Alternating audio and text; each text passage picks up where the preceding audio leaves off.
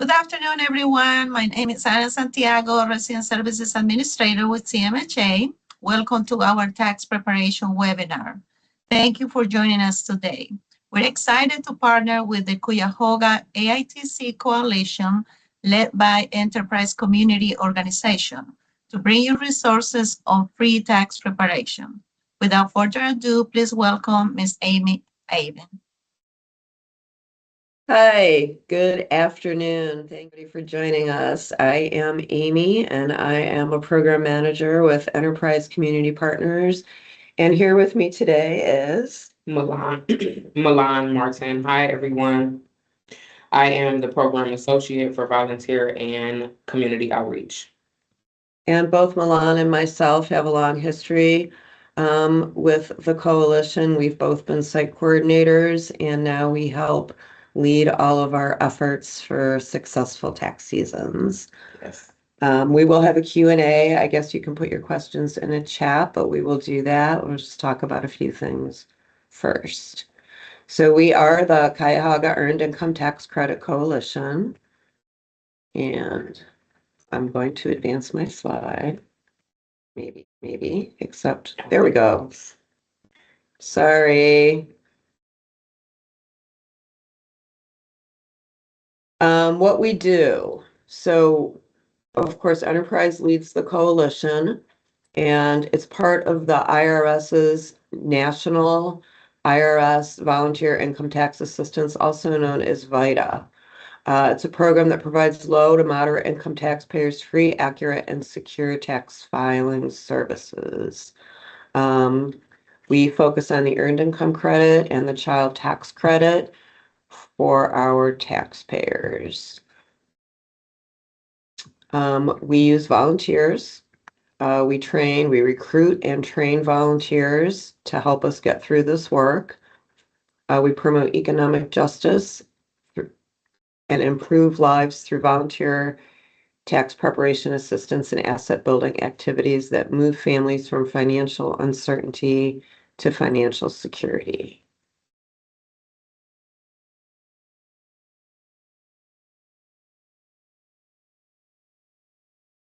So our vision is that community leaders across sectors promote economic well-being of all workers with lower incomes.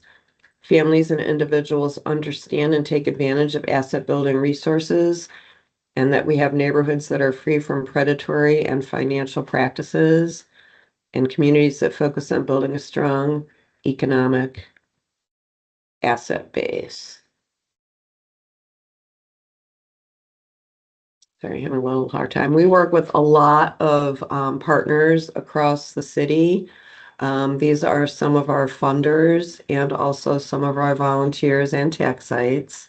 But there's plenty more than just what you see here. We have partners that help us recruit volunteers. We have partners that provide space to train volunteers, that help us do outreach so that we can reach those families with children, and also provide tax sites.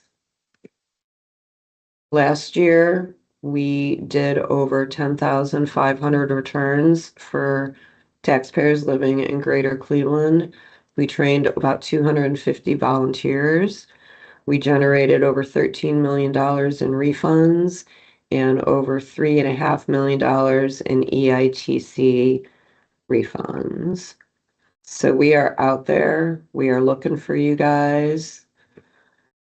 Our impact. Results suggest that just a $1,000 increase in the earned income tax credit improves housing outcomes by providing stability for families. You have to move less frequently. It lowers the housing burden costs, which are pretty expensive right now.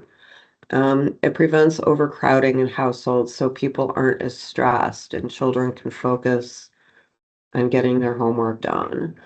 And it saves families, let's just say $300 to $500 in paid tax preparer fees.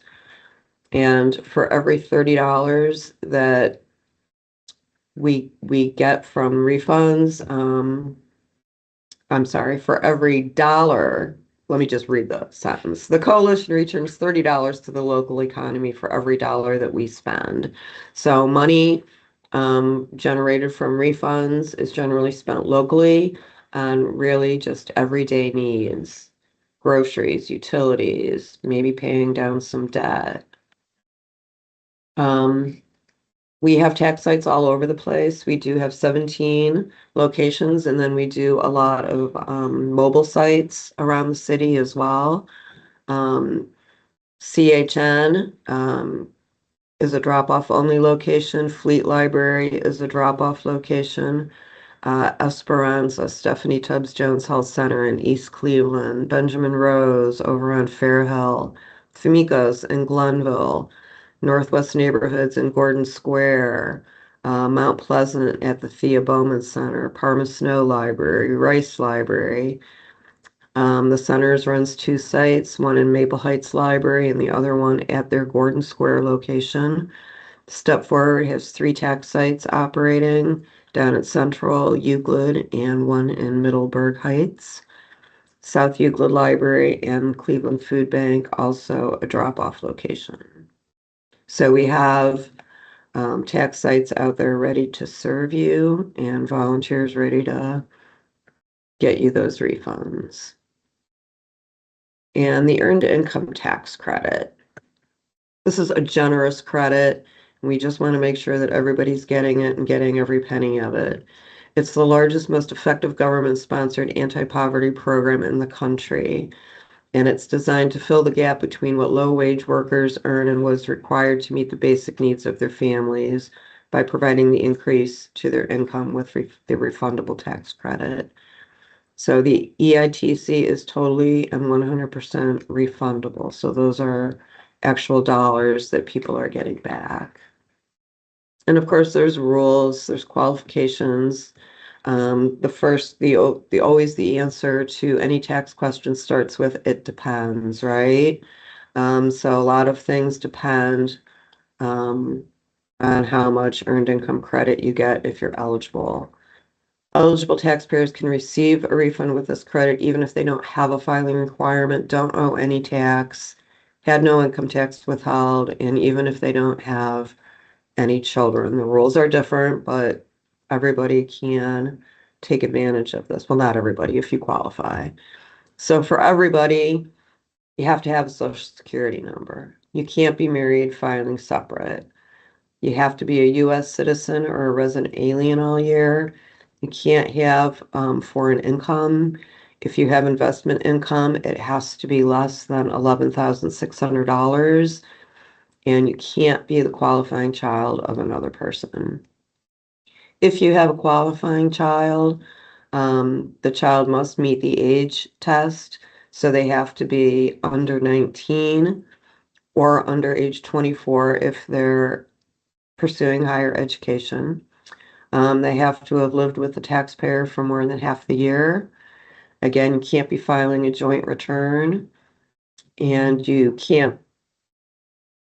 qualifying children cannot be used by more than one person to claim the EITC. It's only only one parent can claim. And the taxpayer can't be a qualifying child of another person. If you don't have any qualifying children, you have to be between the ages of 25 and 64. You can't be the dependent of anyone else. Had to have lived in the United States more than half the year, and can't be a qualifying child or a child of anyone else. So sometimes we run into situations where a child has already been filed, and then you have to amend returns, blah, blah, blah, remove them. Trying to move on. Here we go. Okay, so these are the qualifying income limits for claiming the earned income. If you don't have any children and you're single, that income limit is $19,104. If you're married and you don't have any children and you make less than $26,214, you can get some earned income credit that maxes out at $649. And as you can see from the slide, They are pretty generous numbers. If you have one child, two or three more children, the amounts are different, and you can see that the maximum amount of the credit increases with more children. And what it is, it's like a bell curve, okay? So the earned income credit is the bell curve. There's a lot of misconception out there that the less you make, the more you get back, and that's really not how it works. So if you guys can see me down here, you have, $19,000 over here, and at the other end, you have that $68,000. So as your income goes up, so does the earned income credit. But as it continues to go up, the credit will go down. So the sweet spot is really that top of the. I hope that makes sense. That can explain it for folks. But if you have questions, we can take care of those when we get to that point. Now, there's two child tax credits that we like to see people with families get. The first one is the standard child tax credit. You have to have at least $2,500 in income to claim this. It's up to $2,200 per qualifying child under the age of 17. And this one is non-refundable. So if you have any tax liability left after your standard deduction, then that $2,200 kicks in, and oftentimes it will remove any tax liability that is remaining. If you can't use that whole $2,200, the additional child tax credit kicks in, and that one is $1,700 per qualifying child. That doesn't mean everybody gets full $1,700. Everything's prorated and 40% of income. But those are refundable dollars. The additional child tax credit is totally refundable, and like the earned income credit, you get those dollars back. So other common credits that we see from our taxpayers are the credits for other dependents. So if you lost your 17-year-old for the child tax credit, you can get a non-refundable credit for other dependents.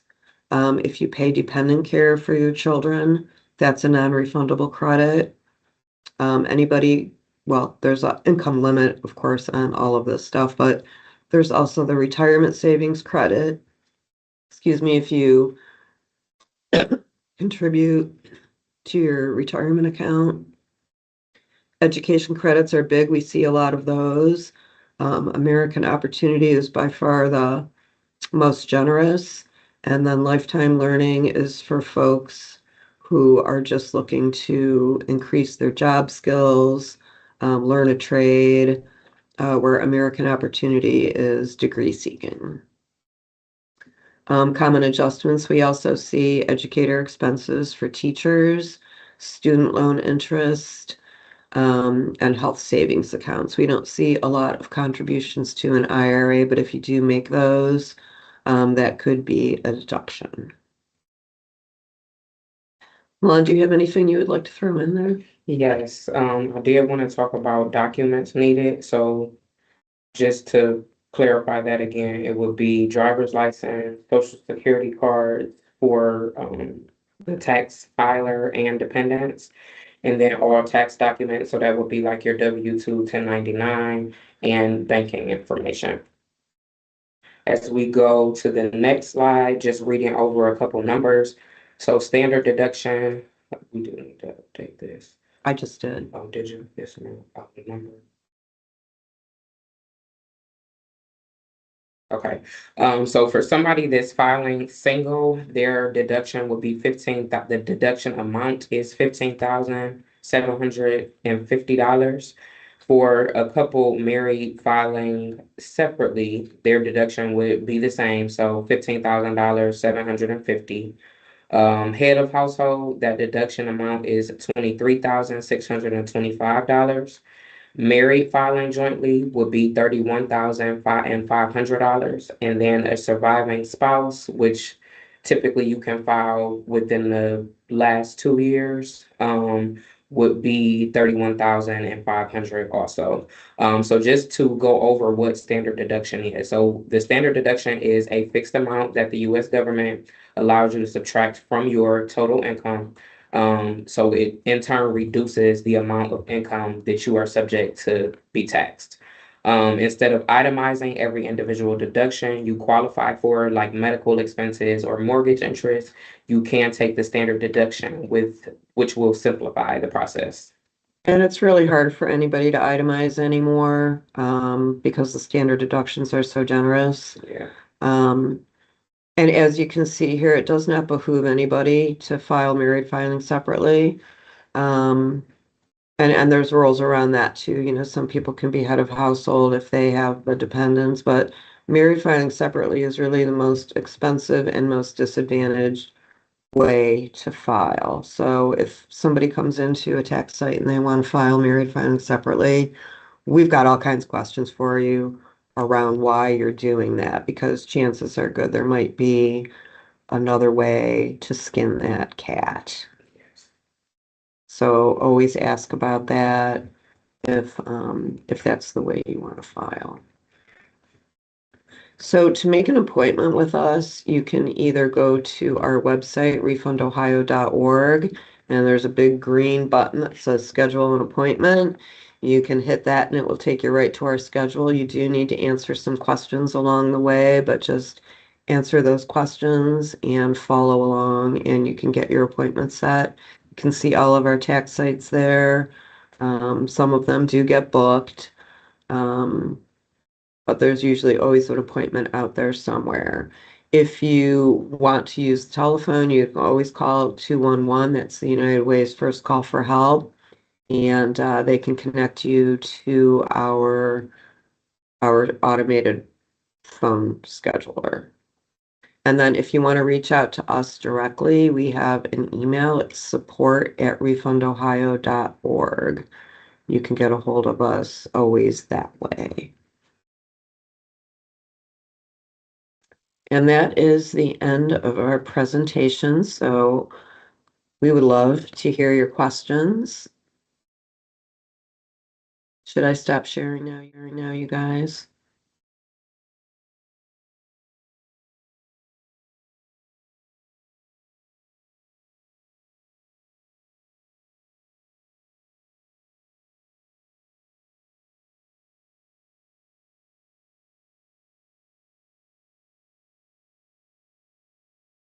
So we do a lot of really basic tax returns. We also do some more complicated tax returns. So it's probably easier to tell you some things we don't do.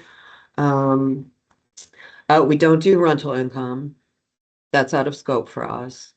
We don't do small businesses where a person pays somebody else to help them run their business.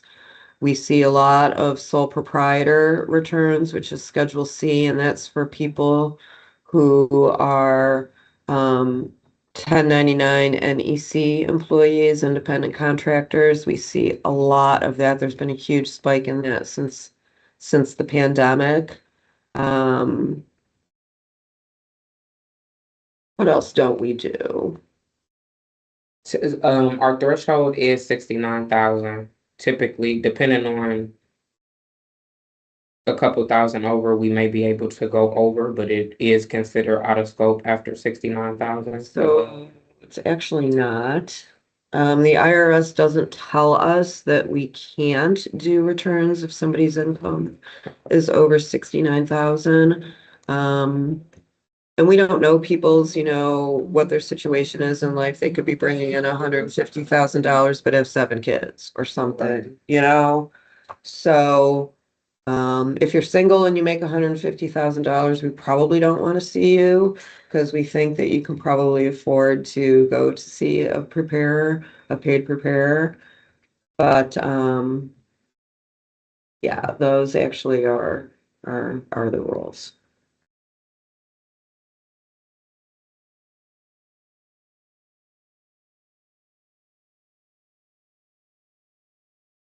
I'm Yes. sorry, could you repeat that question?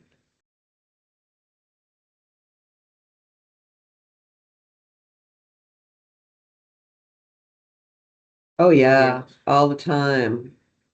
All the time. As a matter of fact, if somebody's not getting some sort of credit, it would be kind of an anomaly. Of course, we do those too.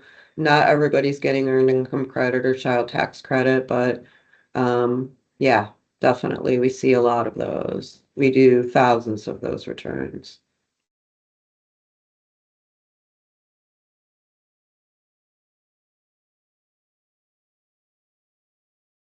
I'm sorry, could you repeat that?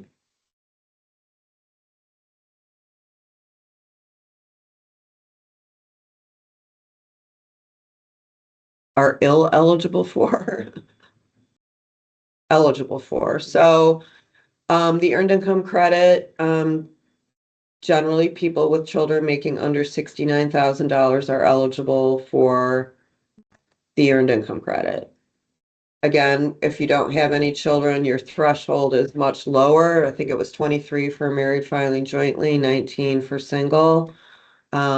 But then it goes all the way up to that $69,000. And that's why we put on all of our marketing material that if you make up to $69,000, come see us. We can make sure you get the earned income tax credit. And then the child tax credit, the child tax credit actually has a rather high threshold. Most of the taxpayers we serve don't get anywhere close to that, but it is generous for people with higher incomes. Now, the additional child tax credit is different. That kicks in when people's incomes are lower and they end up with no tax liability. The child tax credit gets rid of it all, and then the additional child tax credit kicks in.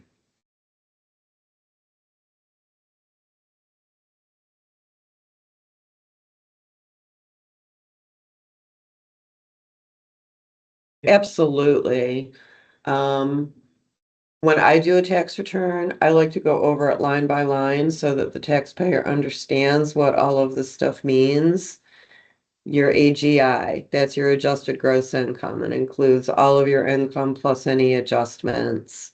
Um, Yeah, and we do like to let people know, they'll say, hey, I got more back last year. Well, do you have your tax return from last year? Let's compare and see what's different because things change. Let's face it, family situations change, children age out. And if we at a tax site are helping somebody and we see that they're going to lose, oops, I'm so sorry about that. And we see that they're going to lose one of their children for the child tax credit in the next couple of years, we like to warn them because then you're going to want to maybe adjust your withholding so that you don't maybe end up with a balance due or something at the end of the year because you're going to be losing $2,200 potentially.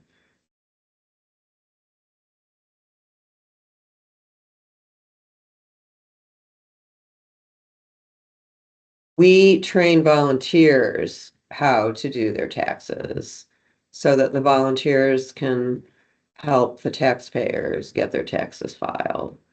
We don't generally, like teach somebody so that they can go off and charge other people to do it. We like to train our volunteers.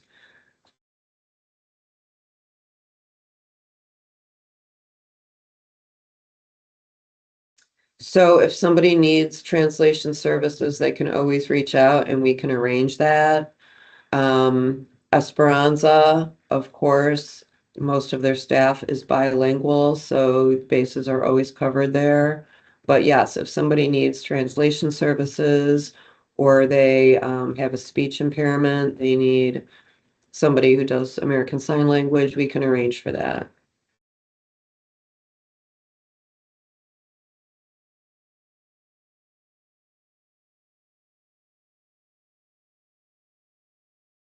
Yes, we see those all the time. As a matter of fact, we train all of our volunteers now at the advanced level so that we have the capacity to do more of those types of returns.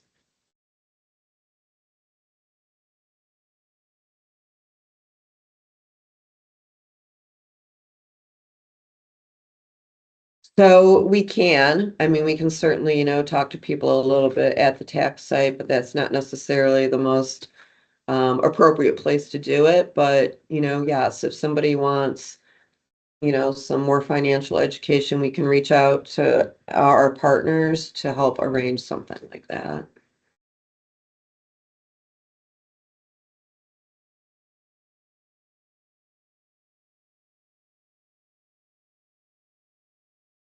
Definitely bank accounts. Yes, we work with Bank On, which is another coalition.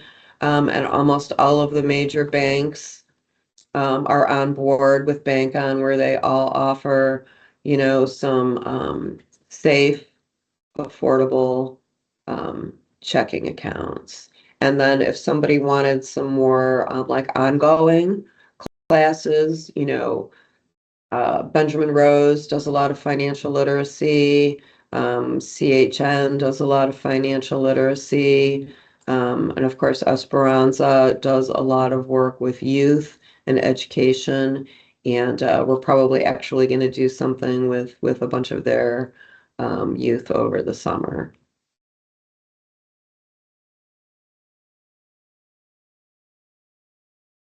So I don't know why the IRS sometimes has all of these deadlines, but the actual deadline, tax day, is April 15th. If you have a balance due, you can file an extension. I don't know why they do this because it doesn't give you an extension to pay. Any balance dues are always due by April 15th. If you don't have a balance due, it's safe to wait. You can file anytime really without penalty. But the actual other deadline is October 14th. And then after that, the IRS starts shutting down things to get ready for the next tax season.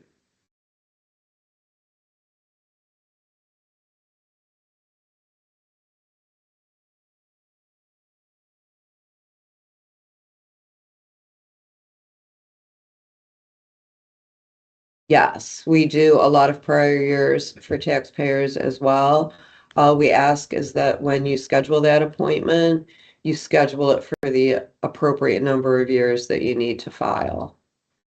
And in extreme cases, our software goes back to 2020. We can, yeah, we can e-file the last 3 years. So 23, 24, and 25 can be e-filed. We can still prepare electronically 2019, 20, 2021, and 22, but they would have to be mailed paper. And then if somebody gets an IRS letter telling them to go back to, like 2016, we can still do those, but it has to be completely paper and it's going to take a minute. So.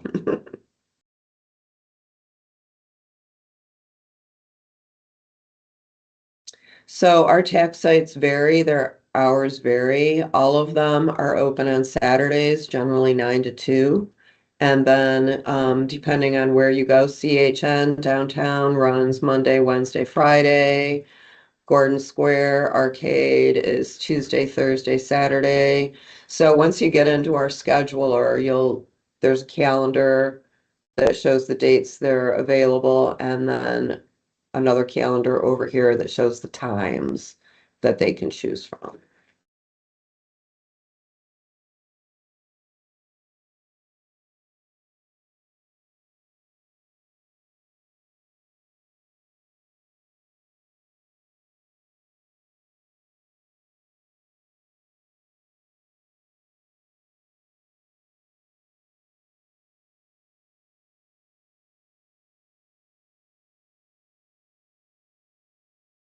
Yeah, is it okay if I stop sharing so we can, okay. So, chat. So there is support at refundohio.org. And then Milan, my cohort here, is volunteer at refundohio.org. So we check those emails all the time. Let me actually post that. So you guys can see those.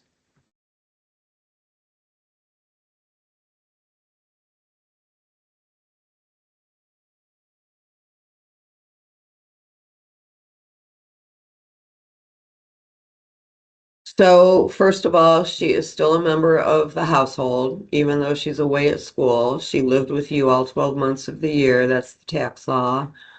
Students always get a 1098-T. It's a tuition statement.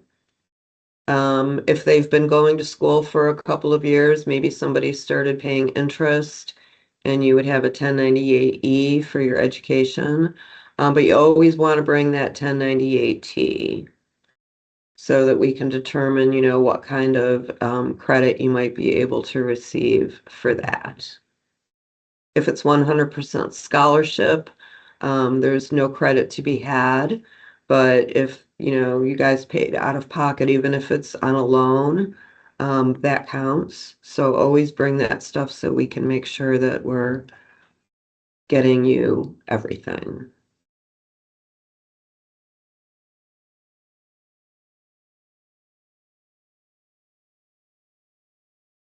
Okay, so April 15th is tax day. If you have a balance due, you want to have your taxes filed by then and pay what you can on that balance due. If you don't have a balance due and you're getting a refund, you can file anytime without penalty. So you can either file by April 15th, you can file the next year. What you don't want to do is wait too long, right? Because if you're due a refund after 3 years, you're probably never going to see that money. So you want to stay at least 3 years current. Yeah, did I answer that sufficiently? October 14th, that's what I wanted to say. That's the final drop dead day.